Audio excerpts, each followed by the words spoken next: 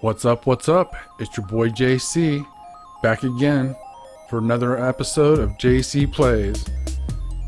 This is my time lapse of Factorio. This is part of my first 160 hours.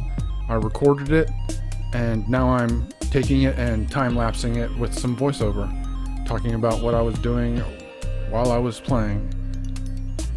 So right now what we're looking at is me in my science factory. I doubled my science labs from 10 to 20 in the last episode, and now I'm just trying to get the last row of 5 fed science. You know, I split my science off, and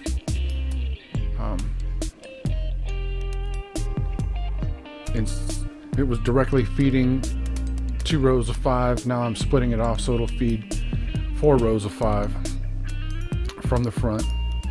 And this is a theme I will continue to repeat throughout my play here.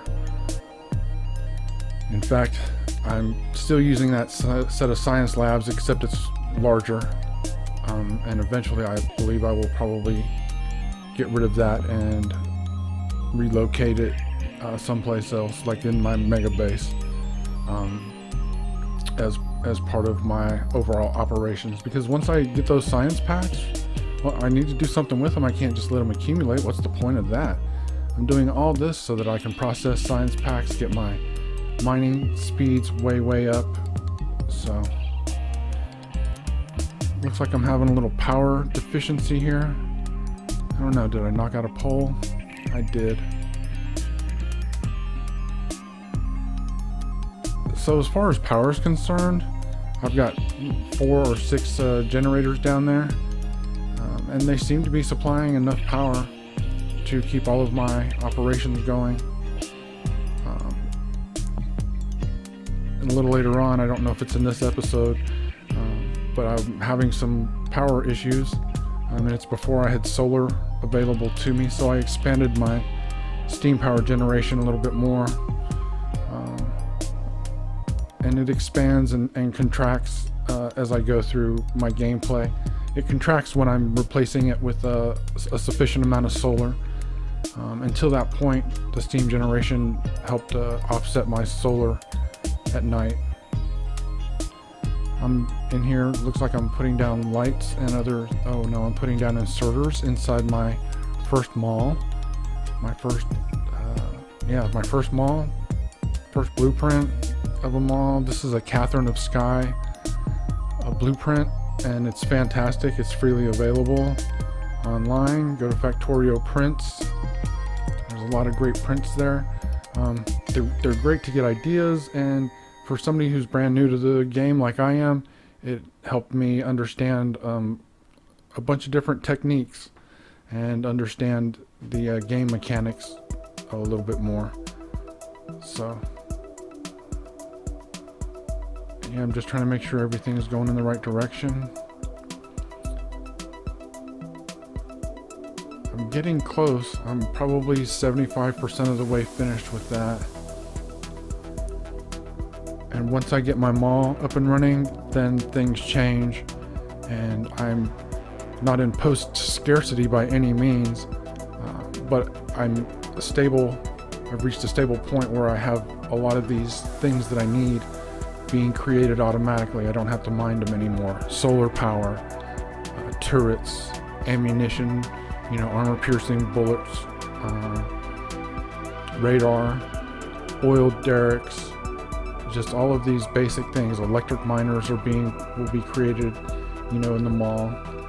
All the basic stuff, so that you can just pick something up out of a chest and go put it to use.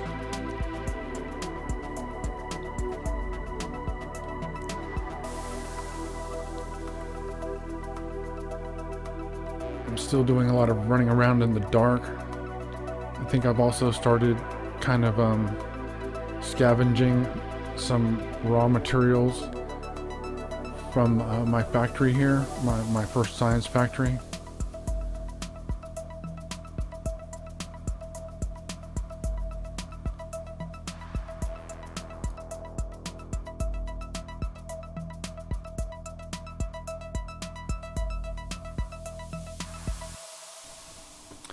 So this is a small little 12 assembler factory that I put together. So my own little design. I have 6 units producing copper wire. I have 6 units creating the green circuits, and I just have to bring in the iron plating and have it set on a belt. I end up making 3 or 4 of these. This particular, I use this one here. I came up with it because I could quickly swap out what it's making. So I can take the derivative. In other words, I can take these green circuits, add another ingredient, and then I'm making red circuits on the same setup. All I have to do is go through and change a couple things, change the materials being put on the belts. So it's a handy little thing.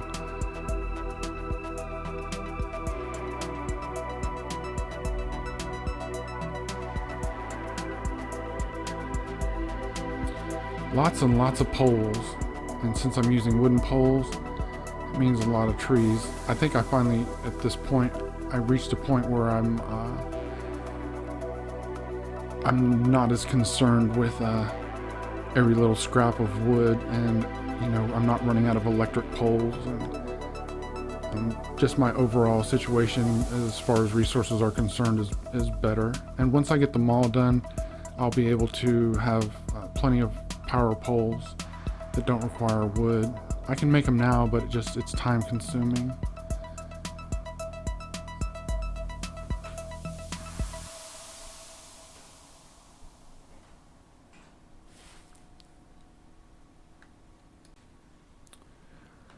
It looks like robotics are next on the technology tree list. Did I go for them? What did I do next? I've got trains up there.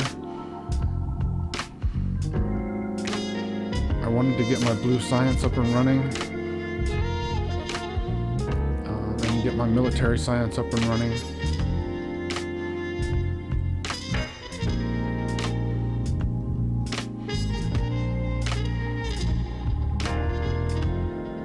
At this point, I don't have very many hours in the game, maybe 10 or 15. So I'm still brand new. I'm still figuring it out. Working my way through the technology tree, trying to get a grasp of the things that I'm unlocking and put them to use. Trying to make good tongue-tied. Tried to make good decisions as far as how I was using my science packs and my progression through the technology tree. Trying to strike a balance between productivity and defense. Fortunately, I haven't had to spend a lot of time on defense. I think in the end, I have spent more time on offense, going out and hunting down biter nests. Although for the first 40 or 50 hours of gameplay, every third time I'd go out and try to take on biters. 1 out of 4 times I went out, I died. Let's put it that way. I got a 75% survival rate, until I built my first tank. I was out there trying to get them in the little car with the machine gun, trying to test the boundaries of my own abilities and probe the enemy a little bit and see how they respond.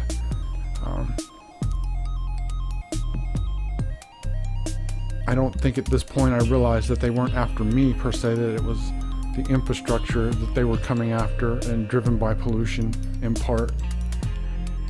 If I happened to be there, yes, they would definitely take me on. If I went looking for trouble, they would definitely engage me.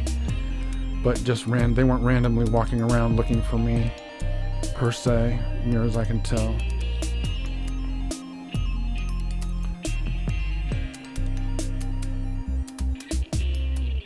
I think I end up building this one and then building a second one in short order. We'll see.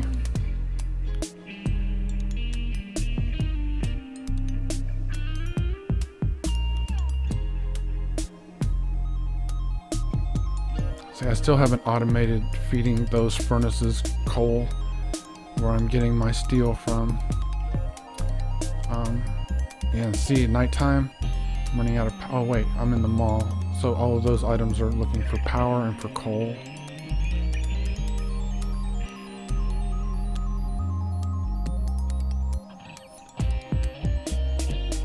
This mall is tightly packed in a lot of sections, and so it is easy. It is super easy, and I imagine this is with all, competent prints, that it's super easy to make a mistake and miss laying down a crucial piece somewhere. Since I've never built this, I was unsure about a lot of things. I really just didn't know much about anything. I was just kind of taking a leap of faith that this print would work, and it did. Again, when using other people's prints, I think it's when you're just starting out, especially when you're laying everything in by hand, you have no robots to help you at all. It's easy to miss a piece. If you miss something, it's not going to necessarily tell you that you have missed a belt, that you have missed something that ties around and twists into something. See, at this point, I didn't know that you could put a belt up next to a underground belt feeder and pump material in on one side or the other.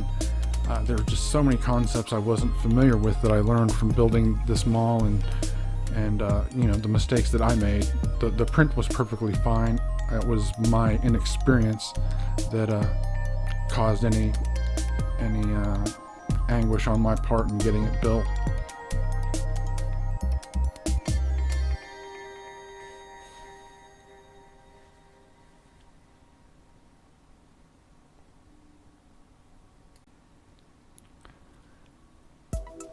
So I didn't see these selections the last time in my technology tree, but I've got working my way through trains. Then it looks like electronics. The two things that I'm working towards are having robots and having trains. And I guess the third thing that I'm working towards is just better automation. Better productivity. I could definitely tell that I wanted to move up to the electric furnaces so that I wasn't constantly feeding coal into them. It's a doable process, but it creates a lot of pollution, and it's an extra material that you have to feed in. So that's extra arms, inserters, it's extra everything. The more streamlined you can make the process, the more efficient it is, both in use of materials and use of equipment. This particular science factory right here it seems pretty efficient. I expand this and add electric furnaces to those 3 rows, and I make this bigger and much faster. It produces more science than my science labs can produce even after almost 200 hours. And it's it just produces a lot. It produces a lot. I like it so much that I'm probably going to build 2 of them in the Gigafactory to keep the hopefully I'll need to keep my science labs fed and to keep my science technology increasing.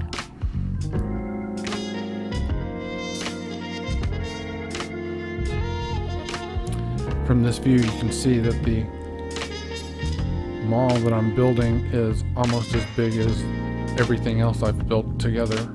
The quarries, the science factory, the circuit factory,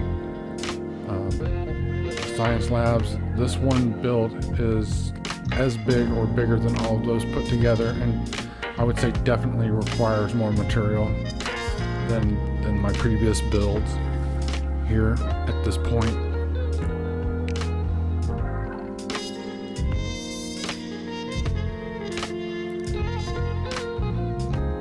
At this point, I'm also aspiring to get the technology tree unlocked so that I can start using and producing assembly 2 machines.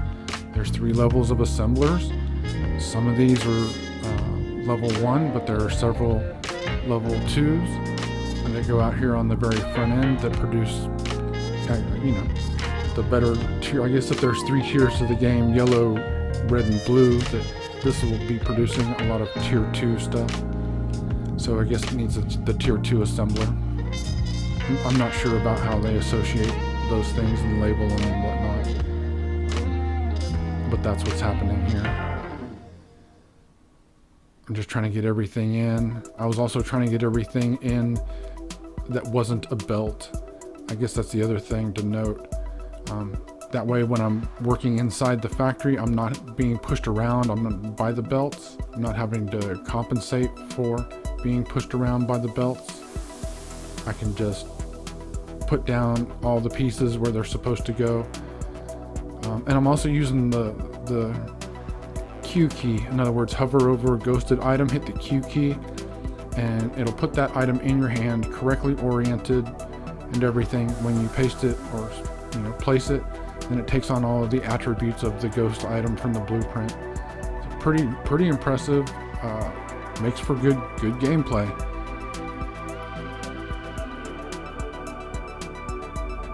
It keeps the focus on building factories and maintaining supplies and throughput and things like that. And you can definitely get into the minutia of things if you want to, like super detailed if you like, but it's not necessary to have a good time playing and to make really good progress really quickly.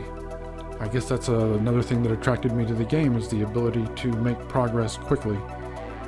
Sometimes in Minecraft, when you're starting, especially on a random seed, not a skyblock, you can spawn into an area that's just not friendly. It's hostile. It's devoid of any resources on the surface.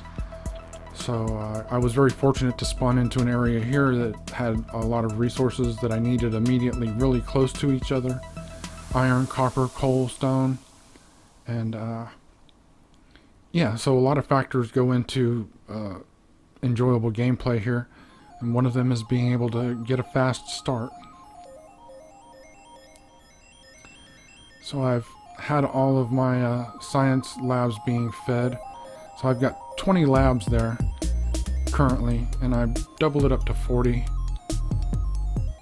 later on in the game. I'm redoing the line of coal because it was just going to be in the way, and I needed to expand. This is preparatory work to expand my steam power generation. What I'm doing is I'm letting it use up all of the coal from the old belt, even though I've run the new one and I've diverted the material onto the new belt. I stop it dead right before it reaches its destination so that the steam generators can absorb all that coal, and then I'll switch it over, remove all that belting, and then I'll have plenty of free space to expand my steam power.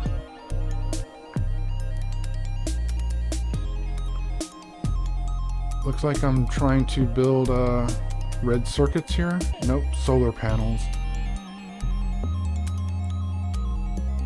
Because I am dedicated at this point in the game, in my mind, I remember, I'm dedicated to solar. I like solar in real life, and solar doesn't require any maintenance. You build it, you put it out there, and it does its job. It's a little pricey, but as long as a biter doesn't come through and a horde of them and rip through your solar farm, you're going to be okay. Having plenty of accumulators to compensate for nighttime is also a big deal, but I'm producing plenty of that. And when you're small like this, you don't need a lot of solar, but the solar is something that you can break down, relocate, take 2 small farms, put them together, make a big one, and so on. So it's totally reusable. Unlike some of the other things, nuclear and steam, they're using consumable products that you have to continue to feed it, like you do these coal-fed furnaces. So anything you don't have to feed, it's one less thing that you have to manage, and in my opinion, that's a good situation. So this time lapse is almost over. It's 4-1, so there's almost 2 hours of gameplay here compressed into just a tad more than 20 minutes. So I'm gonna sign off at this point, let you watch the rest of this with just a little bit of music. I'm JC, this is JC Plays, and JC's been playing Factorio. Like, comment, subscribe, hit me up in the comments, and I'm out of here. Peace.